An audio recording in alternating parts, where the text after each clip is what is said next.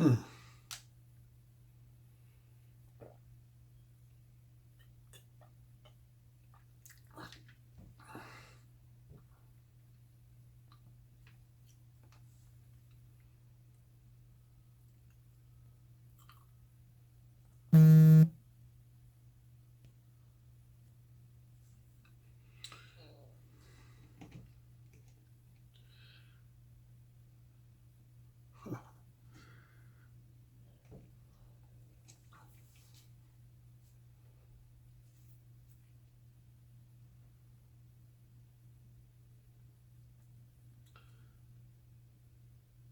Somebody let me down yesterday. Somebody I didn't expect to let me down. But if you're a Patreon subscriber of mine and you was on my page yesterday evening, you know who that was.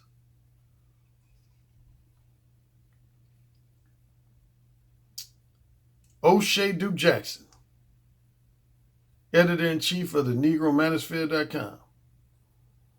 Now, I'm going to stay in the middle.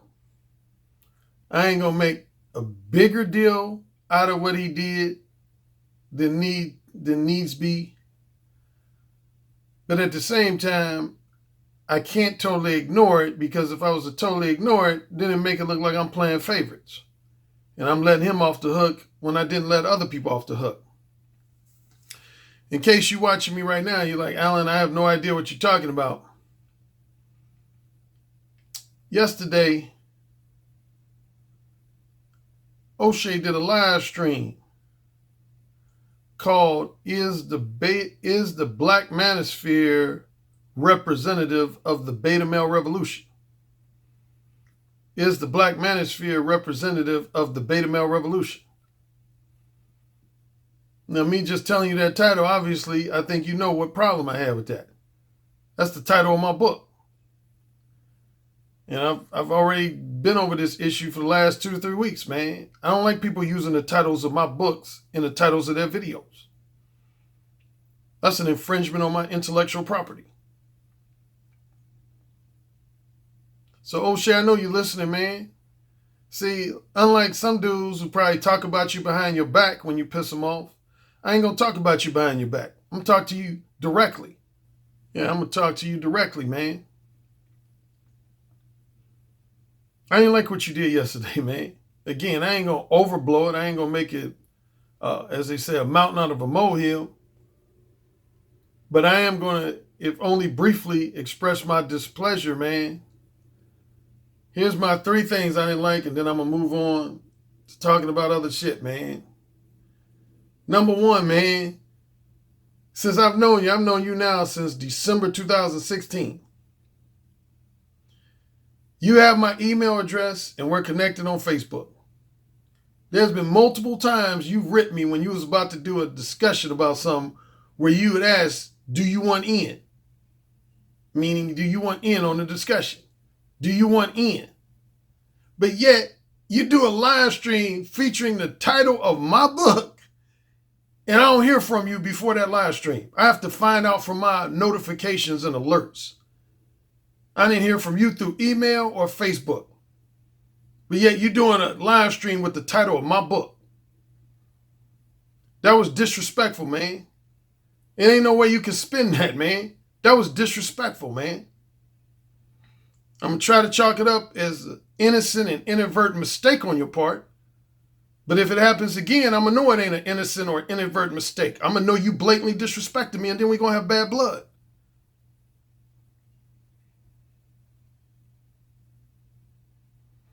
Second thing, you invite Tony Maceo to discuss aspects of my book.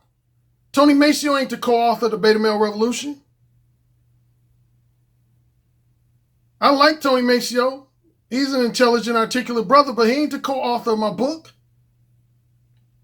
So why the fuck you invite him on your show to discuss my concept, my book? A concept I created way back in 2003, 2004.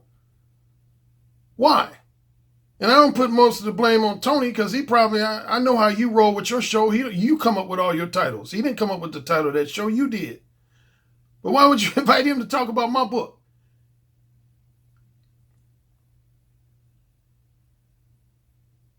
Would you be cool if I had a show called Discussing the State of the Black Manosphere and the Status of the Negro Manosphere.com with Anthony Johnson from 21 Studios? Nah, you wouldn't be cool with that. And don't act like you would, because we've had conversations. I know you wouldn't. If I did a live stream called Discussing the State of the Black Manosphere and the Status of the Negro Manosphere.com with guest Anthony Johnson from 21 Studios, you flip out. You lose your shit, man. You're going to have another motherfucker talking about my book. Then the third and final thing, your way of defending yourself was you said, well, Alan, I did mention your name at the beginning of the show, which when I saw the archive, I saw that you did.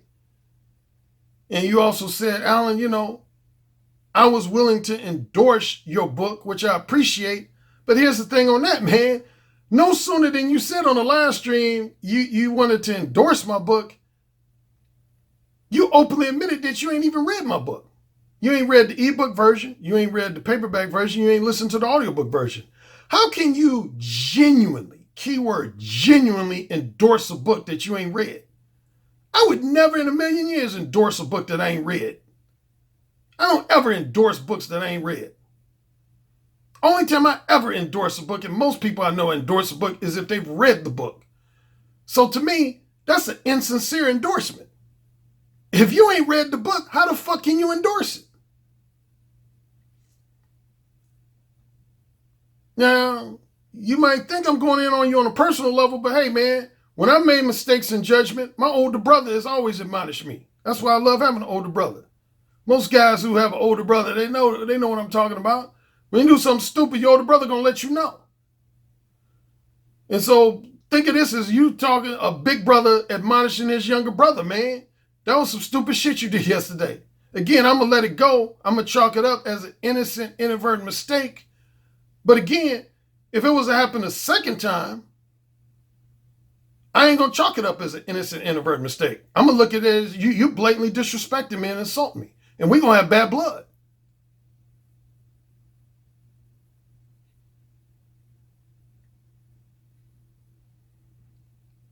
And Tony, you know I gotta take a jab at you, man. You know I gotta take at least a lighthearted jab at you, man. You said at least one thing during the conversation last night that had to be the most grossest understatement of the year. When you made the comment, you said, it's like you was trying to tell me about my own method. And if you don't know this, I get insulted when people act like they're trying to tell me about the ins and outs of my own method. And you were like, Alan, you need to understand that in order to execute a Mode 1 approach, you got to have balls. Nigga, insert dog face here.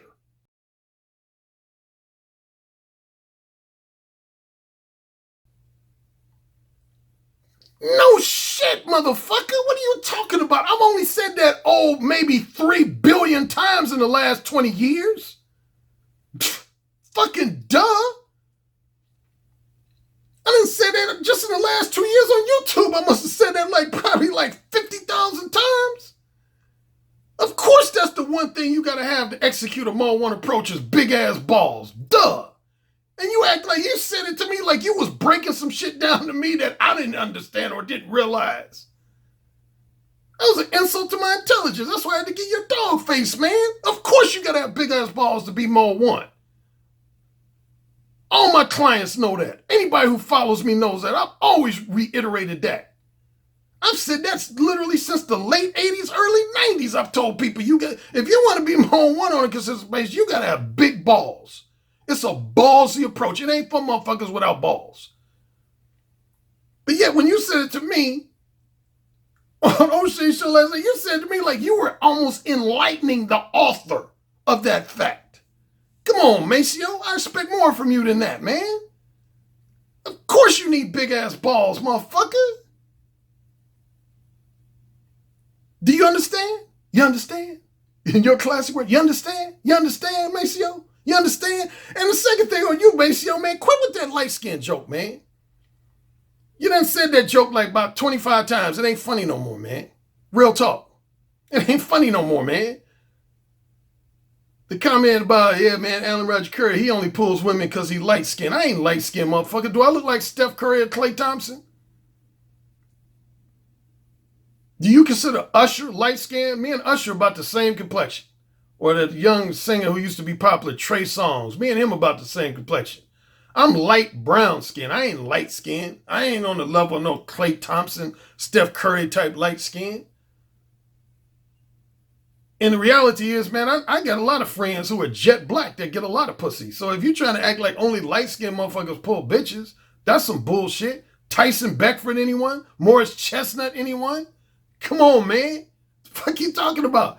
You don't use, I mean, it's just like when you're in high school or college, you have always one friend, they'll tell a joke and they get laughs the first time. Because they got laughs the first time, they keep saying the joke over and over and over again.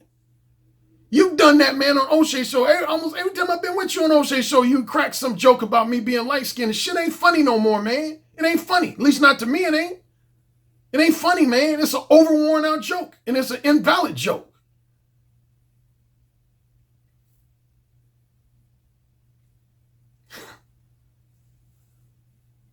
Y'all niggas need to get your act together, man. Ain't no smiley face behind this shit. Anyway, since we were talking about the beta male revolution,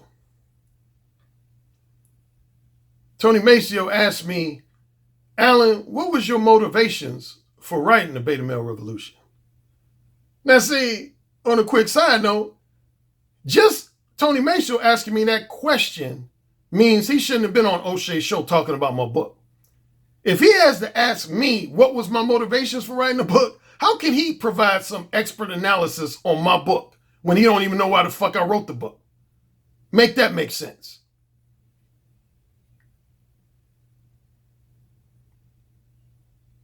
But the reality is, man, a lot of the stuff I'm seeing happening in the manosphere, and I would say even in the world more broadly, I foresaw a lot of shit happening years ago. To the point where I've actually had at least a handful of people come in my comment section over the last 2 years. I remember as far back as 2017, I remember I had a guy come in my comment section. He said, Alan, you're almost like a prophet. He called me a manosphere prophet. He said, you're almost like a prophet and or like a prognosticator. And there's a certain degree of truth to that. Because I give you an example. Like these murderous incels like Elliot Rodger and George Soldini and Alec Manassian.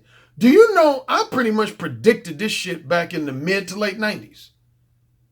Yeah, because I've had friends of mine, when this shit happened, they said, damn, they came to me and said, damn, Alan, I remember when you was talking about this type of shit happening in the 90s. When I used to talk about Mode 4, one of my 4 modes called Mode 4 behavior, I used to say back around 97, 98, 99, I used to tell you, I say, watch, in the upcoming years, you're going to have some guys that are so romantically frustrated and sexually frustrated that at minimum, they're going to seek to take their own life. In other words, become suicidal. And I said at maximum, they're going to seek to take the lives of women who they feel have rejected them and or ignored them. And even possibly men that those women have dated or had sex with. And it happened. At the time I first said that, there was no Elliot Rodger type incident, at least not one that I knew of. But I talked about that way back in like either 97, 98, no later than 99. When I was living in Los Angeles, I used to tell guys that. I said, in the future, you're going to have a lot of romantically and sexually frustrated beta males that at minimum are going to become suicidal, homicidal, or a combination of both. And we're slowly but surely seeing it. It ain't fully rampant yet, but you're seeing it happen with more and more frequency. Yeah. Because see, one of the reasons I wrote the Beta Male Revolution in particular was it was kind of simultaneously a look at the past and a look at the future. If you've read the book or listened to the audiobook, you know it's kind of both. It's kind of a look at the past. It's kind of like somewhat of an informal history book, particularly concentrating on the period between 1960 in 1974. And then towards the end of the book, I basically make predictions towards the future. Probably the most prominent prediction I make is that the appeal of strictly monogamous marriages is going to diminish with each decade. For every 10 years that goes by, the appeal of traditional monogamous marriages is just going to go down, down, down, down, down.